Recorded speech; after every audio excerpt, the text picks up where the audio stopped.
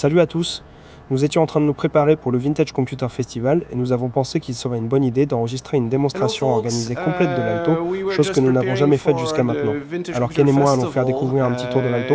D'accord, la première étape est de redémarrer l'Alto à partir du disque dur. Il y a un bouton rouge sur le dos ici, et c'est ce bouton magique que nous appuyons sans arrêt pendant la restauration jusqu'à ce qu'il finisse par démarrer.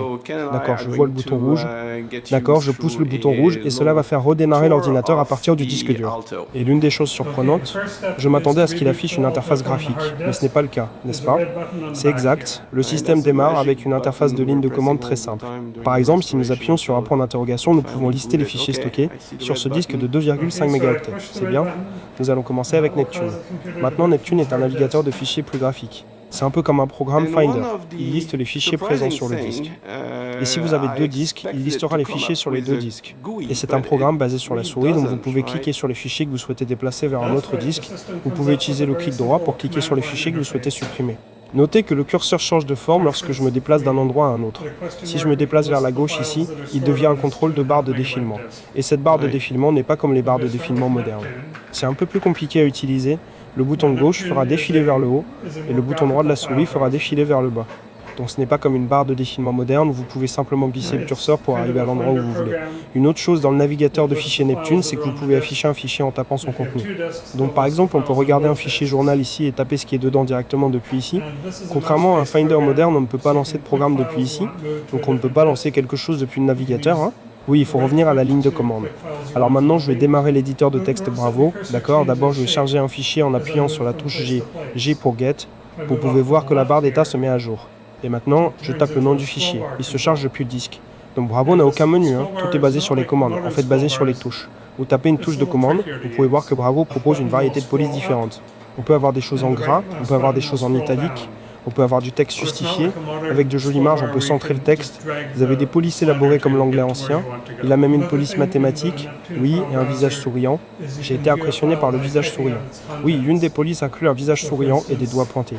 Donc on pourrait presque considérer cela comme des emojis prématurés. Donc l'édition est un peu différente de ce à quoi on s'attendrait dans un éditeur. On clique à gauche pour sélectionner le texte, puis on clique à droite pour sélectionner la fin du texte. Et c'est comme ça qu'on met en surbrillance une zone, ce que vous pouvez voir maintenant sous signe. D'accord. Donc si on veut changer l'apparence, par exemple changer la police, on appuie sur L pour Look. Et maintenant la ligne de commande est mise à jour avec différentes options pour le look. B pour gras, I pour italique, différents numéros de police, de 0 à 9, C pour centrer, J pour justifier, et ainsi de suite. Donc par exemple, si on appuie sur B, le texte sélectionné est maintenant en gras. On peut aussi changer la police. Donc si on revient à L, on peut choisir une autre police. Et maintenant, ce texte est en anglais ancien. Oui, cool. Couper et coller. Donc on peut sélectionner du texte. Encore une fois, on clique avec le bouton gauche et le bouton droit de la souris. Pour couper et coller, on commence par appuyer sur D pour supprimer. Et ça coupe le texte. On peut ensuite déplacer la souris vers l'endroit où on veut insérer le texte. Et on appuie sur I pour insérer, puis on appuie sur Échappe. Et maintenant, on peut voir que le texte que l'on a coupé et collé a été déplacé vers le haut. Tous les concepts d'un éditeur de texte moderne sont présents ici, en 1974, 1975, 1976. Cet outil a été créé par la même personne qui a finalement développé Word chez Microsoft. C'est vrai. Ce qui est pratique, c'est qu'une fois que vous avez votre texte ici, vous pouvez l'imprimer sur une imprimante laser à haute résolution. Xerox a inventé l'imprimante laser à cette époque, la connecter à un réseau, donc vous pouvez envoyer ce fichier et l'imprimer en haute résolution. En fait, Xerox a utilisé cela pour la documentation de l'Alto. Ils imprimaient ainsi des manuels écrits dans Bravo. Et c'est ce manuel utilisateur qui a été offert par Xerox en réalité. Alors à présent, on va passer au dessin, le programme dessin, d'accord. Et vous allez voir que l'interface utilisateur de dessin est très différente de celle de Bravo. Dessin a des icônes sur lesquelles on peut cliquer. Cependant, les icônes ont l'air familières, mais la façon dont on travaille n'est pas exactement ce à quoi on s'attend. On peut voir que c'est encore expérimental. Donc, pour faire quelque chose, il faut d'abord sélectionner l'option, puis sélectionner quelques points, puis faire l'opération. Ici, vous avez différents pinceaux que vous pouvez choisir, la forme du pinceau, puis la largeur de la ligne. Ensuite, ici en bas, vous avez différentes fonctions. Cette fonction-ci dessinera une courbe fermée. Donc ce qu'on fait, c'est poser quelques points avec la souris, puis on clique sur le pinceau, et il trace une belle courbe spline à travers ces points. On peut donc dessiner d'autres courbes en cliquant et en utilisant le pinceau. Et Ken est un artiste dessinateur extraordinaire. Donc on peut ajouter quelques autres points ici, et nous pouvons dessiner des points de courbe plus complexes. Cela vous permet de faire des dessins de haute résolution que vous pouvez ensuite imprimer sur une imprimante laser, et c'est Draw qui a été utilisé pour beaucoup des dessins dans la documentation. Donc nous pouvons terminer notre dessin ici. Si vous souhaitez le modifier, c'est un peu étrange. Cette boîte carrée ici permet de sélectionner quelque chose. Et si vous cliquez dessus, la seule chose que vous savez qu'elle est sélectionnée, c'est cette petite case qui s'illumine. Donc maintenant, nous pouvons sélectionner une autre épaisseur de ligne et utiliser le pinceau pour redessiner cette ligne. Et maintenant, elle est tracée en ligne fine. Cool. Il y a ici une opération de ciseaux que vous pourriez penser qu'elle coupe ou supprime. Ce n'est pas le cas. Mais surprenant, elle transforme la ligne en une ligne pointillée. Oui, moi aussi j'ai fait ça. Je voulais couper, mais je n'ai rien fait du tout. Donc il a des fonctions pour déplacer et copier. Une simple opération de déplacement. Vous sélectionnez l'élément, puis vous cliquez sur 2 points. Ces 2 points définissent le vecteur, et votre courbe se déplace selon ce vecteur. Donc un avantage de cette interface utilisateur, c'est que vous pouvez faire des échelles et des transformations arbitraires. Donc si je clique sur la transformation triangulaire, maintenant ce que je fais, c'est que je définis 3 points d'un triangle, et maintenant je définis 3 points d'un nouveau triangle, et la courbe est mise à l'échelle selon cette transformation. Donc vous pouvez faire une rotation, vous pouvez étirer, vous pouvez ciseler, donc vous avez aussi un support pour le texte. Maintenant je peux taper du texte en bas, et je clique sur ce texte, puis je peux déposer le texte sur l'image où je veux. Cool.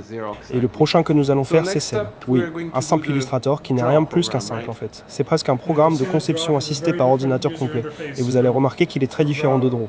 Vous n'avez pas d'icône, vous devez connaître toutes les commandes. Tout ce que vous avez, c'est une barre de statut en haut, un cliquez gauche, cliquez droite, et ensuite le raccourci CTRL+V nous donne une boîte. On peut utiliser le bouton central de la souris pour dessiner des lignes, on peut aussi dessiner des lignes plus épaisses si on veut, donc Ken est devenu l'expert de ce truc. Combien d'heures de lecture du manuel as-tu dû faire pour ça? Ce n'est pas très intuitif. Oui.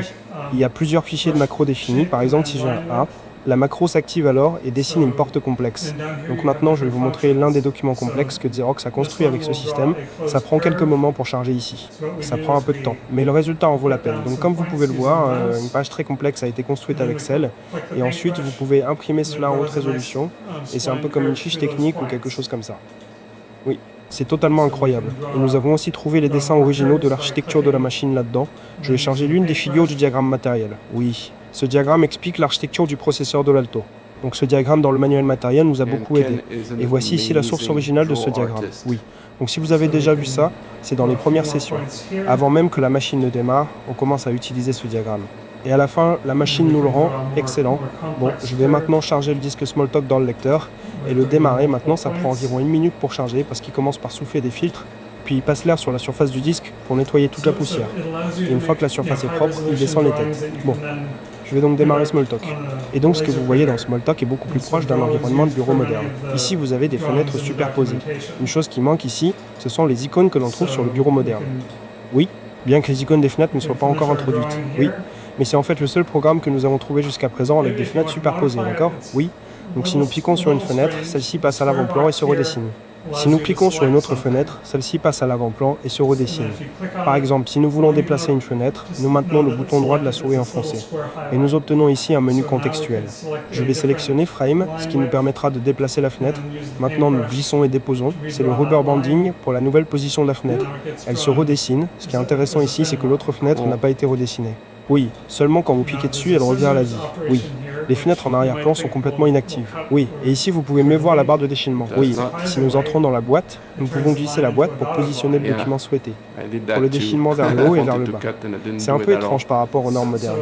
Si vous êtes à gauche de la barre de déchilement, vous obtenez une flèche vers le bas et vous faites déchiler vers le bas. À droite, elle devient une flèche vers le haut et vous faites déchiler vers le haut. Et vous pouvez voir sur le menu que vous avez des choses comme copier, couper, coller, des commandes modernes. Vous avez aussi l'option annuler. Il est indiqué support d'annulation. Annuler, Smalltalk est orienté objet et tout dans Smalltalk est un objet. Smalltalk est aussi réfléchissant, donc vous pouvez regarder à l'intérieur et voir toutes les classes pendant que le système tourne. Donc je vais cliquer sur le navigateur de classe ici pour le mettre à l'avant-plan. Et vous voyez les catégories de classes. Par exemple, je peux cliquer sur les structures de données de base. Et ici, cela affiche tous vos tableaux, files d'attente, ensemble, chaîne de caractères, etc. Vous pouvez ensuite explorer ces éléments pour voir le code source réel. Par exemple, si je vais dans les panneaux et les menus ici, nous voyons maintenant les différents types d'éléments, y compris la barre de défilement. Si je clique sur la barre de défilement, elle affiche maintenant les catégories de méthodes. Et si je veux voir la méthode show, je peux cliquer dessus et cela affiche le code source de la méthode show de la barre de défilement. Il s'agit de code Smalltalk qui gère la barre de défilement. Et vous pouvez même le modifier en temps réel. C'est l'une des fonctionnalités incroyables de Smalltalk. Si je n'aime pas la façon dont la barre de défilement fonctionne, je peux simplement la changer. Actuellement, elle a une couleur claire pour un fond blanc. Si je change cela en gris clair, je peux maintenant cliquer au milieu pour afficher le menu et sélectionner compiler. Et maintenant, le code sera recompilé pendant que le système fonctionne toujours. Et vous pouvez voir maintenant la barre de défilement apparaît avec un fond gris. Et si nous allons dans une autre fenêtre, vous verrez que cette fenêtre a également la barre de défilement avec un fond gris. Ainsi, nous avons modifié la façon dont l'interface utilisateur est mise en œuvre pendant que le système fonctionne. C'est vraiment impressionnant.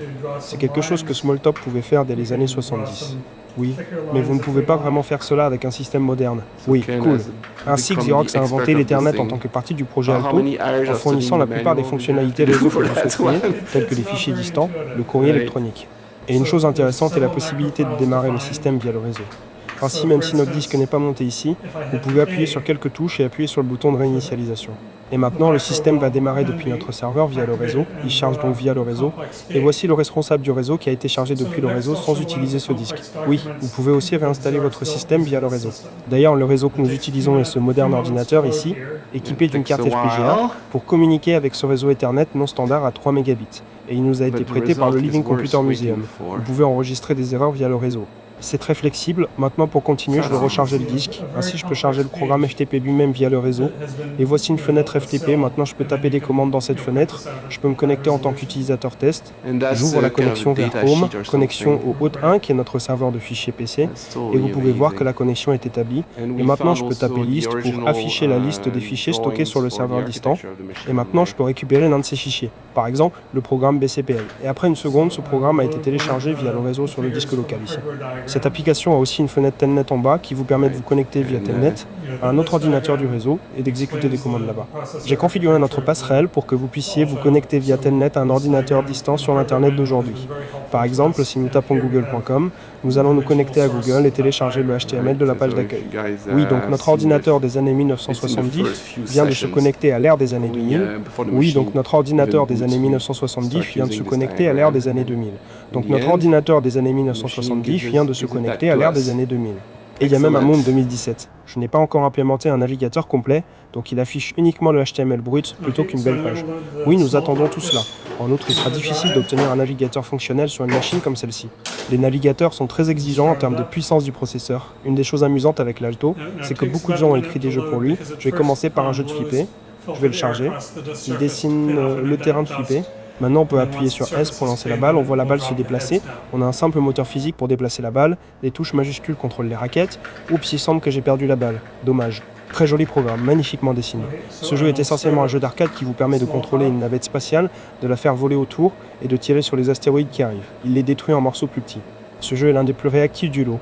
Et bien sûr, tout est codé en microcode, donc il faut démarrer directement dans le jeu. Il semble que je sois mort, encore une fois. Démarrons à nouveau. Ce jeu est essentiellement inspiré de Space Invaders. L'Ayatollah est en haut. L'Ayatollah en haut attaque des drapeaux américains. Ici, on voit des puits de pétrole, du pétrole qui jaillit, des plateformes de pompage, l'OPEP et une nuage de champignons quand vous meurez. Il lance des bombes sur le drapeau américain. Ce jeu est contrôlé par la souris. Oh, vous avez une belle explosion. Pouf, je ne suis pas sûr à 100% du message politique que cela transmet, mais cela montre que c'est un système des années 1970, absolument. Et vous pouvez voir que c'est écrit par Abit Rovnian, qui est devenu plus tard CTO d'Apple. Oui. C'était à l'époque où il était très jeune dans sa carrière à l'université de Rochester. En effet, dans son histoire orale, il dit avoir choisi ce jeu par rapport à tous les autres. Il l'a choisi par rapport à d'autres universités parce qu'il avait vu un Alto là-bas. Plus tard, il a fait une version Mac de ce jeu qui est devenue très célèbre. Et puis, il a créé le système d'exploitation macOS, en fait OS X. C'est là son grand apport à notre monde d'aujourd'hui. Ce que nous avons fait jusqu'à maintenant est historique, mais Ken a également rédigé quelques nouveaux programmes de manière traditionnelle sur l'Alto. Moi, j'ai écrit quelques programmes en BCPL, un langage qui est l'ancêtre du C. Le premier programme ici montre la qualité graphique de l'Alto de Xerox. C'est essentiellement un autoportrait. L'Alto qui montre l'Alto qui montre l'Alto qui montre l'Alto. Très malin, monsieur Ken. Ensuite, j'ai voulu faire quelque chose de totalement nouveau, totalement anachronique en voyant si l'Alto pouvait miner du Bitcoin. J'ai donc implémenté l'algorithme de hachage SHA-2555 de Bitcoin. Oui, et c'est la deuxième fois que vous faites cela. Vous l'avez fait sur l'IBM 401 des années 1960, donc c'est une machine bien plus rapide. Oui, c'est donc un grand saut vers l'avenir. Il peut faire environ 2 hachages par seconde, comparé à l'équipement moderne qui en fait des milliards par seconde. En gros, il va continuer à tenter de hacher des enregistrements Bitcoin jusqu'à ce qu'il trouve un hachage réussi. Et voilà, il a trouvé un hachage réussi, comme vous pouvez le voir avec tous ces zéros ici. Malheureusement, cela ne me rapporte pas d'argent car j'ai lancé près d'un hachage connu, sinon cela prendrait plus longtemps que la fin de l'univers pour trouver un hachage réussi. Cela vous donne une idée de la différence de vitesse. Oui, en milliards. Oui, absolument. Oui, oui. Et le dernier programme que j'ai écrit est un générateur de l'ensemble de Mandelbrot. Il est relativement lent. Il prend environ 9 minutes pour rendre l'ensemble de Mandelbrot complet. Vous pouvez voir ici des parties de l'ensemble apparaître lentement à mesure que l'algorithme avance. Bon. Alors c'est la fin de notre démonstration. Vous avez vu certains anciens logiciels de l'Alto et quelques nouveaux programmes que nous avons écrits. Et vous avez vu le réseau. J'espère que vous avez apprécié cela. Merci.